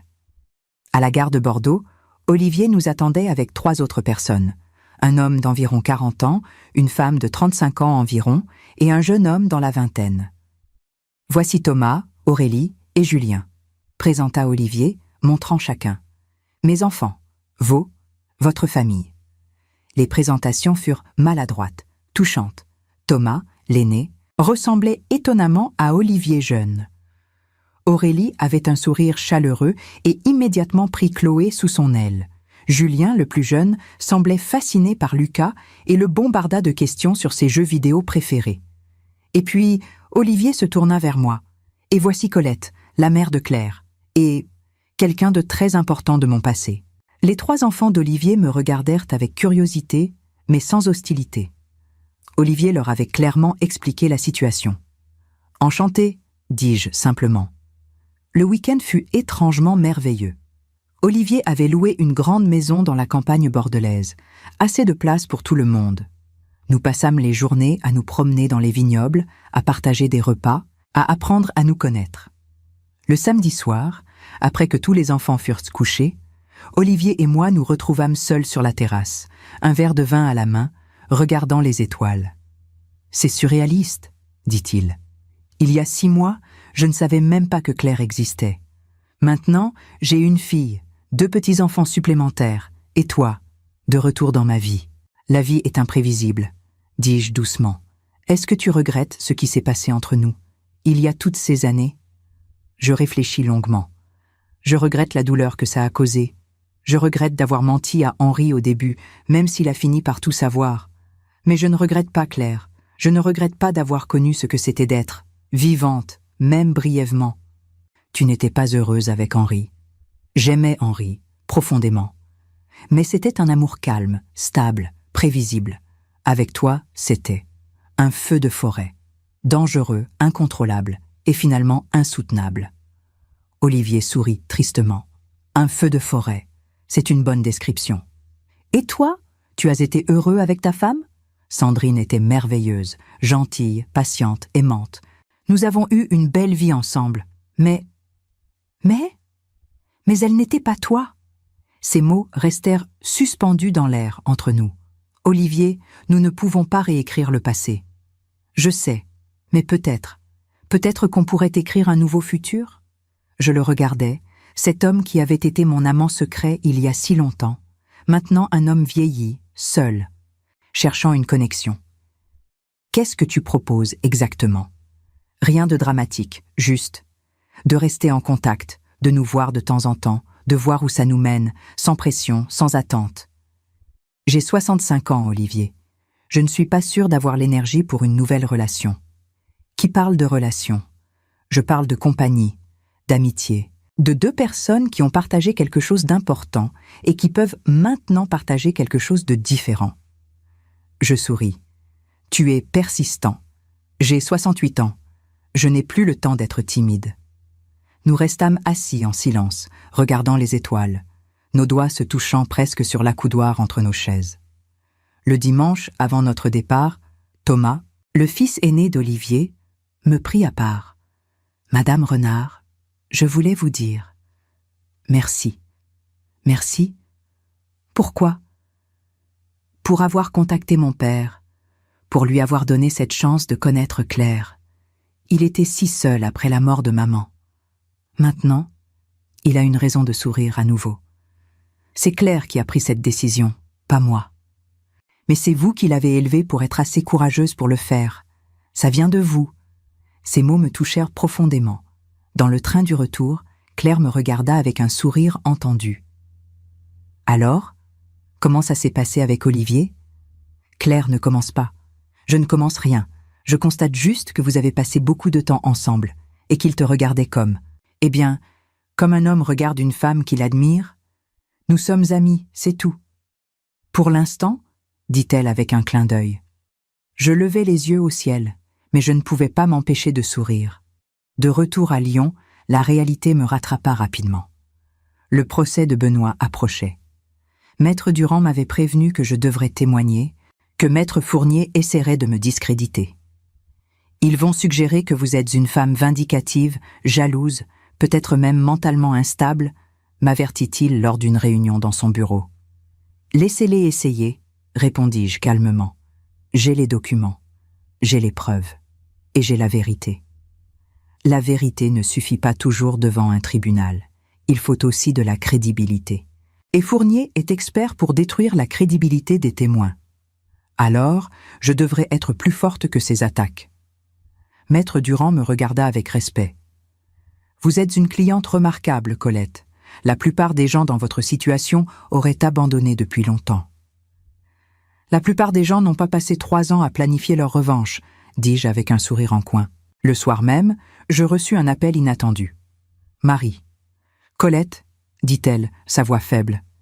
Je suis à l'hôpital, j'ai fait un accident vasculaire cérébral. » Malgré tout ce qui s'était passé, mon cœur se serra. C'est grave. Les médecins disent que je vais survivre, mais je suis paralysée du côté gauche. Je vais avoir besoin d'aide, beaucoup d'aide. Qu'est-ce que tu veux de moi, Marie ? Un long silence. Je veux m'excuser pour toutes ces années où je t'ai traité comme si tu étais inférieure. Tu avais raison. Henri t'aimait, il te respectait. Et moi, j'étais jalouse. Jalouse ? De quoi ?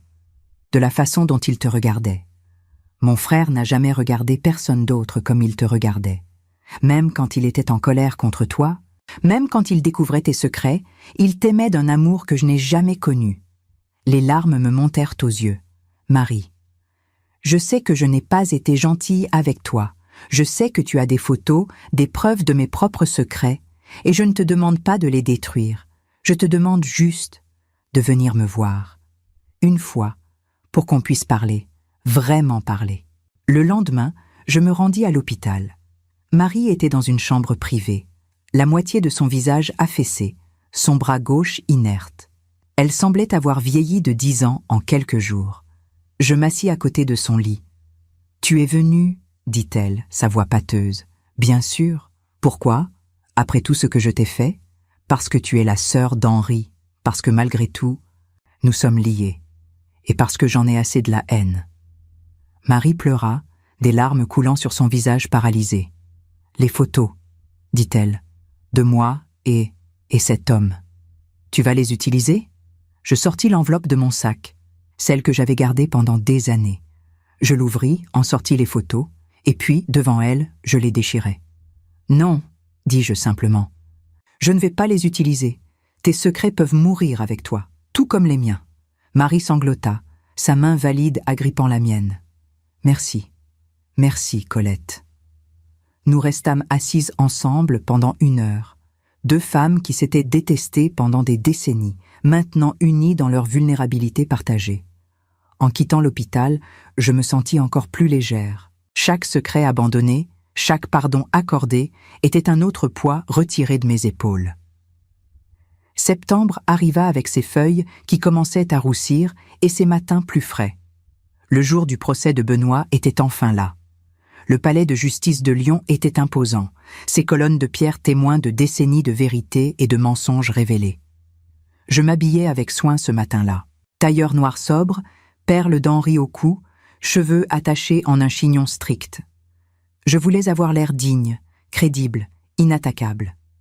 Claire vint me chercher, elle aussi vêtue sobrement, son visage montrant à la fois de la nervosité et de la détermination. « Tu es prête, maman ?» demanda-t-elle alors que nous montions les marches du palais. « Je suis prête depuis 3 ans, répondis-je. La salle d'audience était pleine, des journalistes, des curieux, des membres de la famille. Je vis Julien et Simone assis au fond, Julien encore pâle de sa crise cardiaque mais présent. Même Marie était là, en fauteuil roulant, accompagnée d'une infirmière. Benoît était assis à la table de la défense, à côté de maître Fournier. Il avait maigri, ses traits tirés, ses yeux cernés. Quand il me vit entrer, son regard se durcit, mais il ne dit rien. Le procès commença. Le procureur présenta les charges, fraude fiscale pour un montant de plus de 3 millions d'euros, blanchiment d'argent, complicité dans des opérations financières illégales menées avec feu Henri Renard. Les preuves furent présentées, documents, relevés bancaires, contrats signés de la main de Benoît. Puis vint mon tour de témoigner. Je marchai jusqu'à la barre, posai ma main sur la Bible et jurai de dire la vérité. Le procureur m'interrogea d'abord. Je racontai comment j'avais découvert les documents, comment Henri m'avait tout avoué, comment il m'avait imploré de garder le secret jusqu'à sa mort. « Et pourquoi avez-vous attendu 3 ans après sa mort pour révéler ces informations ?» demanda le procureur. « Parce que je devais d'abord protéger ma fille, m'assurer qu'elle ne serait pas impliquée dans les activités criminelles de son mari, et parce que je devais rassembler plus de preuves. » « Plus de preuves ? Oui, les preuves de l'infidélité de Benoît, les preuves qu'il mettait la santé de ma fille en danger, les preuves qu'il n'était pas l'homme qu'il prétendait être. » Puis ce fut au tour de maître Fournier de me contre-interroger. Il se leva lentement, ajustant ses lunettes, un sourire froid sur ses lèvres. « Madame Renard, » commença-t-il, sa voix douce mais menaçante. « Vous avez admis avoir gardé ces preuves secrètes pendant 3 ans. N'est-il pas vrai que pendant ce temps, vous avez planifié minutieusement la destruction de mon client ? » « J'ai planifié de révéler la vérité, » corrigeai-je calmement. « La vérité ? Ou la vengeance ? Les deux peuvent coexister. » Un murmure parcourut la salle. Le juge frappa son marteau. « Madame Renard, » continua Fournier, « n'est-il pas vrai que vous avez vous-même avoué avoir eu une liaison extra-conjugale, que vous avez trompé votre mari ? C'est vrai. Et que votre fille, Claire, n'est pas la fille biologique de votre défunt mari ? C'est également vrai.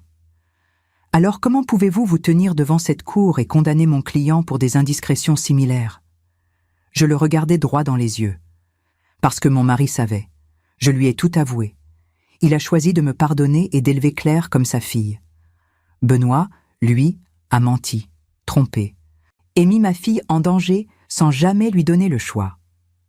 Mais vous avez menti aussi. Vous avez caché ces informations pendant des années. J'ai protégé les secrets de mon mari mourant comme il me l'avait demandé. Une fois qu'il n'était plus là pour être blessé par la révélation, j'ai choisi la vérité. Fournier changea de tactique. « Madame Renard, n'est-il pas vrai que vous souffrez de dépression ? Que vous avez consulté un psychologue après la mort de votre mari ? » J'ai consulté un psychologue, oui, pour gérer mon deuil.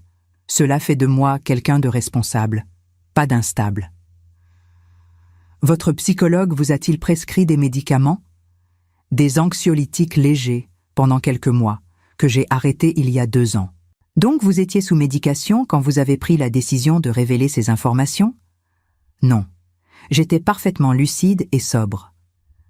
Fournier fronça les sourcils, frustré. Madame Renard, admettez que toute cette affaire est motivée par la jalousie. Votre gendre a réussi, il est riche, admiré. Vous, une simple veuve, ne pouviez pas supporter de le voir heureux. Je me levai légèrement, mes mains agrippant la barre. Je suis peut-être une veuve, maître Fournier, mais je ne suis pas simple. J'ai 3 millions d'euros à mon nom. J'ai créé une fondation qui aide des centaines de femmes. J'ai une famille qui m'aime et me respecte. Votre client, lui, est un criminel qui a volé, menti et trahi ceux qu'il aimait. Alors non, ce n'est pas de la jalousie, c'est de la justice. Un silence tomba sur la salle. Puis, lentement, quelqu'un commença à applaudir. Puis un autre. Puis, toute une section de la galerie publique. Le juge frappa son marteau. « Silence ! Silence dans la salle !» Mais le message était passé. Fournier n'avait plus de questions. Le procureur rappela d'autres témoins, des experts comptables qui confirmèrent la fraude, des employés de banque qui témoignèrent des transactions suspectes, même l'ancienne maîtresse de Benoît, Anaïs, qui confirma qu'il lui avait dit que l'argent venait d'investissements légaux. Quand vint le moment des plaidoiries finales, le procureur fut brillant, méthodique, implacable. Fournier fit de son mieux, arguant que Benoît était simplement un avocat qui suivait les instructions de son client, Henri Renard, qu'il ne savait pas que les opérations étaient illégales. Mais personne n'y croyait. Les preuves étaient trop accablantes. Le jury se retira pour délibérer. Claire et moi attendîmes dans un café à proximité, incapables de manger, buvant café sur café. « Tu penses qu'ils vont le condamner ?» demanda Claire. « Oui, la question n'est pas s'il sera condamné, mais pour combien de temps. Une partie de moi. Une partie de moi a encore pitié de lui, maman. C'est horrible ? Non, dis-je doucement. C'est humain. Tu l'as aimé une fois. Ses sentiments ne disparaissent pas instantanément. Mais il a fait tellement de mal. Oui, et il va payer pour ça. » Après 4 heures de délibération, le jury revint. Nous retournâmes tous à la salle d'audience. Le silence était total quand le président du jury se leva. Sur le chef d'accusation de fraude fiscale aggravée, nous trouvons l'accusé, Benoît Lacroix. Coupable. Claire serra ma main. Sur le chef d'accusation de blanchiment d'argent, nous trouvons l'accusé. Coupable. Sur le chef d'accusation de complicité dans des opérations financières illégales, nous trouvons l'accusé. Coupable. Benoît baissa la tête. Fournier posa une main sur son épaule. Le juge prit la parole. « Benoît Lacroix, ce tribunal vous condamne à 8 ans de prison ferme, assorti d'une amende de 500 000 € et de l'interdiction d'exercer la profession d'avocat à vie. 8 ans. » Claire fondit en larmes, mais je ne savais pas si c'était de soulagement ou de tristesse. Probablement les deux. Benoît fut emmené menottes au poignet. En passant devant nous, il s'arrêta une seconde, me regardant. « J'espère que tu es satisfaite, » cracha-t-il. « Je suis en paix, » répondis-je simplement. Et c'était vrai. En le regardant s'éloigner, je ne ressentais ni joie ni tristesse. Juste de la paix. À l'extérieur du palais, les journalistes nous assaillirent. « Madame Renard, comment vous sentez-vous » ? Soulagée. « Regrettez-vous d'avoir révélé ces informations ? » Pas un instant. « Qu'allez-vous faire maintenant ?» Je souris. « Vivre. Simplement vivre. » Ce soir-là, Claire organisa un petit dîner, juste elle, les enfants, moi, Robert et Olivier qui avaient fait le déplacement depuis Bordeaux. Même Julien et Simone vinrent, timidement, apportant des fleurs et des excuses sincères. « Je vais te rembourser, Colette, » promit Julien. « Pas tout d'un coup, mais petit à petit, je le jure. »« Je sais, » dis-je, « et j'accepte. Nous mangeâmes, nous bûmes, nous parlâmes. Mais cette fois, il n'y avait pas de secret, pas de mensonge, pas de sous-entendu. Juste une famille brisée qui commençait lentement à se reconstruire. Tard dans la soirée, Robert et Olivier se retrouvèrent tous les deux à parler avec moi dans la cuisine, pendant que les autres étaient au salon. « Alors » dit Robert avec un sourire amusé.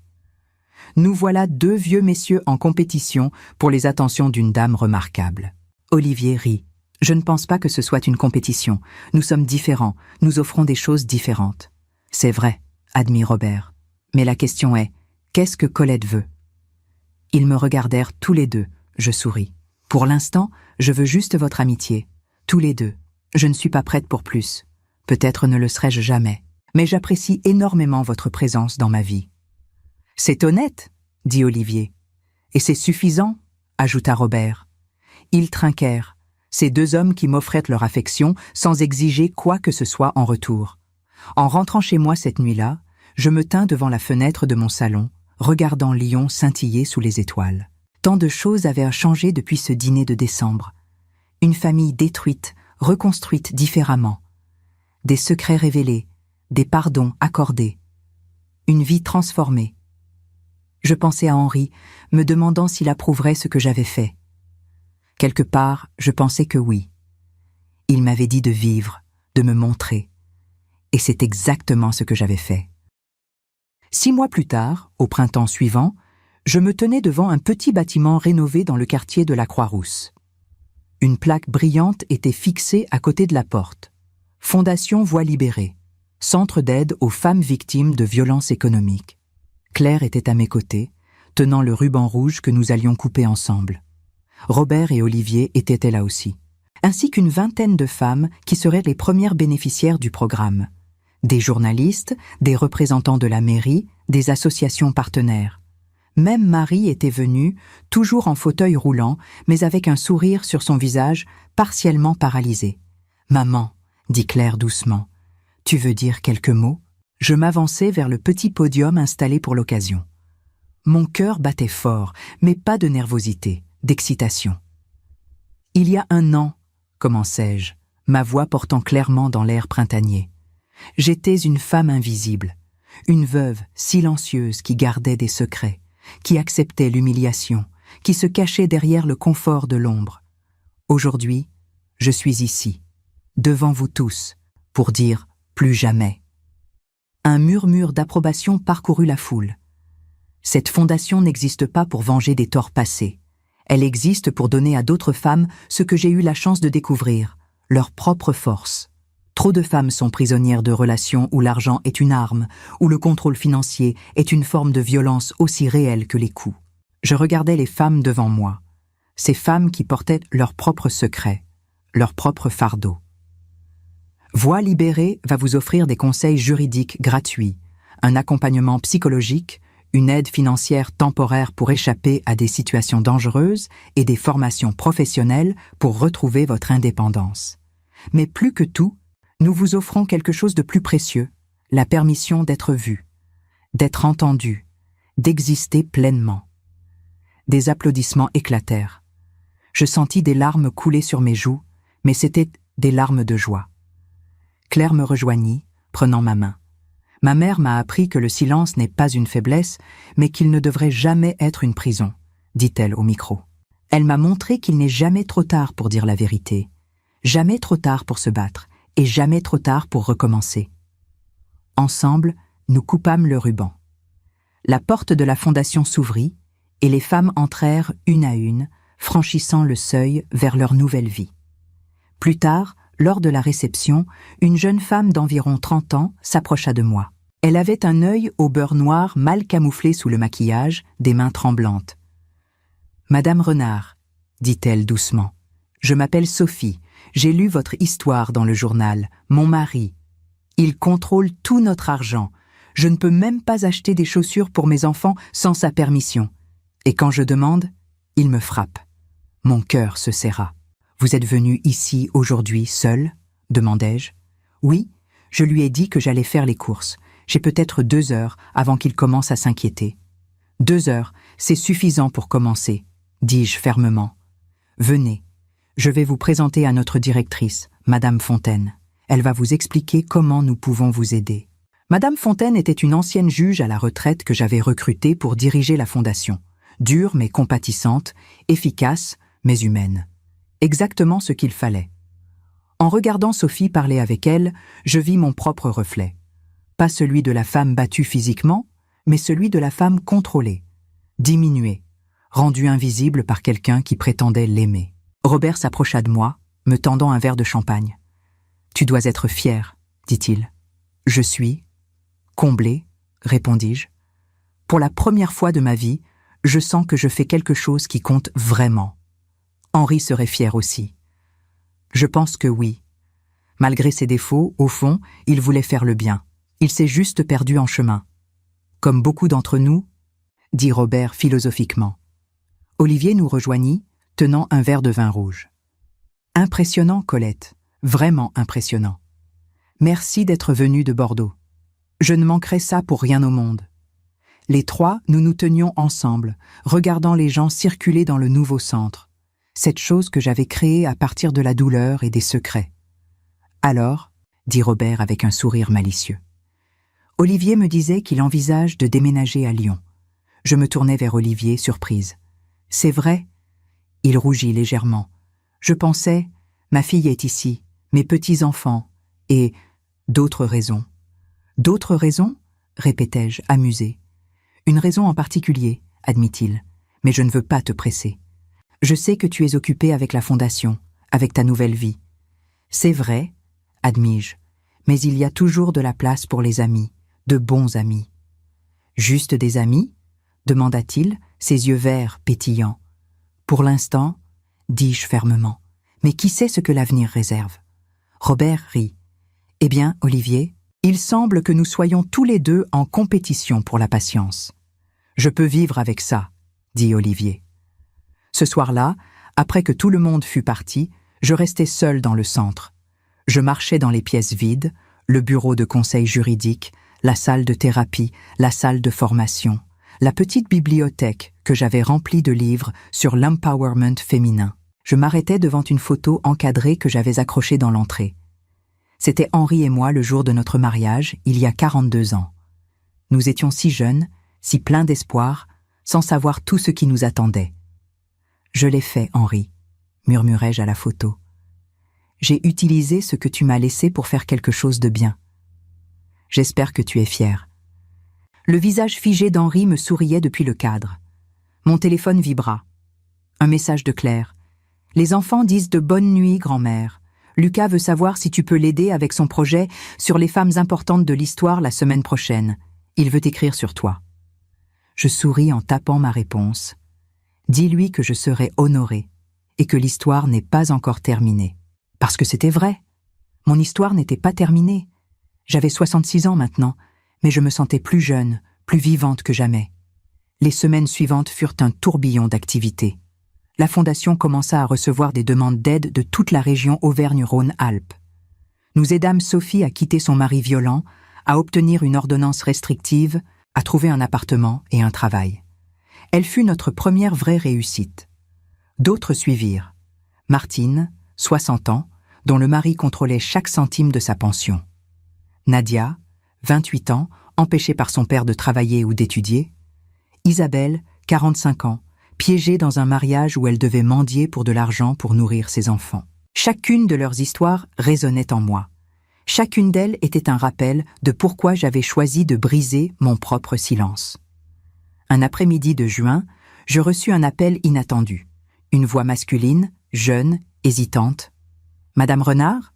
C'est Lucas, le fils de Benoît. » Mon cœur s'arrêta. Lucas, mon petit-fils, que je n'avais pas vu depuis le procès. Lucas, mon chéri. « Comment vas-tu ? » Je vais bien. Maman m'a dit que je pouvais vous appeler si je voulais. J'ai fini mon projet. Sur vous. Et je voulais vous dire quelque chose. Je t'écoute. Je vous ai détesté, pendant des mois, pour ce que vous avez fait à papa. Mais ensuite, j'ai commencé à faire des recherches, à lire sur la violence économique, à comprendre ce que papa avait vraiment fait. Et maintenant... Il s'arrêta, sa voix se brisant. Et maintenant, je comprends. Vous n'avez pas détruit notre famille. Vous l'avez libérée. Et je voulais vous dire merci. Et je suis désolée. Les larmes coulèrent librement sur mon visage. Oh, Lucas, tu n'as pas à t'excuser. Tu réagissais à une situation impossible. Je peux venir vous voir. Avec maman et Chloé? Comme avant? Bien sûr, toujours. Vous êtes toujours les bienvenus. Après avoir raccroché, je m'assis dans mon fauteuil, regardant par la fenêtre les toits de Lyon brillants sous le soleil d'été. Ma vie n'était pas parfaite. Il y avait encore des cicatrices, des regrets, des relations à réparer. Mais pour la première fois depuis aussi longtemps que je pouvais me souvenir, j'étais heureuse, vraiment heureuse. Le téléphone sonna à nouveau. « Olivier. Colette, j'ai une question. Je t'écoute. Je cherche un appartement à Lyon. Je me demandais, si tu pourrais m'aider à chercher. Tu connais la ville mieux que moi. » Je souris. « Avec plaisir. Quand veux-tu commencer ? Ce week-end ? Je pourrais venir vendredi soir. Peut-être qu'on pourrait dîner ensemble. Juste nous deux ? Juste nous deux, comme au bon vieux temps, mais mieux. D'accord, dis-je, sentant quelque chose s'ouvrir dans ma poitrine. Pas de l'amour, pas encore, mais de la possibilité, de l'espoir. Mieux, répétai-je. Oui, beaucoup mieux. Le soir, je sortis sur mon balcon. La ville s'étendait devant moi, des millions de lumières scintillant dans l'obscurité. Chacune représentant une vie, une histoire, des secrets gardés ou révélés. J'avais passé 65 ans à être invisible, mais maintenant, à 66 ans, j'étais enfin vue, entendue, vivante. Je levai mon verre de vin vers les étoiles. À la vérité, murmurai-je, à la liberté et au nouveau commencement. Et quelque part, dans le vent chaud de la nuit d'été, J'aurais juré entendre la voix d'Henri chuchoter. « Bien joué, ma Colette, bien joué. »